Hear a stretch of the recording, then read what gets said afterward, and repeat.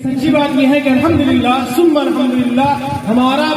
ہماری پوری بستی، ہمارا پورا گاؤں اور ہمارا پورا بھدری چک سب کے لیے خوشی کا مقام ہے، مسرت شادمانی کا موقع ہے کہ ایک عظیم الشان رات ہمیں ملی جہاں مکمل اور بھرپور کامیابی کا ثمرہ ہمارے پنچایت کمیٹی کو جاتا ہے، تو وہی دوسری طرف الحمدللہ ثم الحمدللہ کہ بستی کے ایک ایک بچے، ایک ایک مرد و زن اور خاص طور سے یہ ننھی پریا اور یہ معصوم پھول جو ہمارے سامنے ہیں اور یہ تمام مجمع اس پروگرام کے کامیابی کا ضامن ہے۔ آپ اس چندری کے ساتھ، اس چستی کے ساتھ، اس چاقو چوبندی کے ساتھ آپ بیٹھے ہیں، آپ کا بیٹھنا مبارک ہو۔ میں دیکھ رہا ہوں کہ آپ کی نگاہیں بار بار گھڑی کی طرف اٹھ رہی ہے کہ گھڑی زیادہ بجا چکی ہے، اب ہمیں جلسہ کو ختم کر دینا چاہیے، لیکن اس خیال کے آپ کے دل میں پلٹنے سے پہلے یہ نہیں کہوں گا جناب والا جلسہ بھی ختم ہوگا، رات بھی ختم ہوگی، لیکن یہ رات دوبارہ ہمارے زندگی میں نہیں آنے والی۔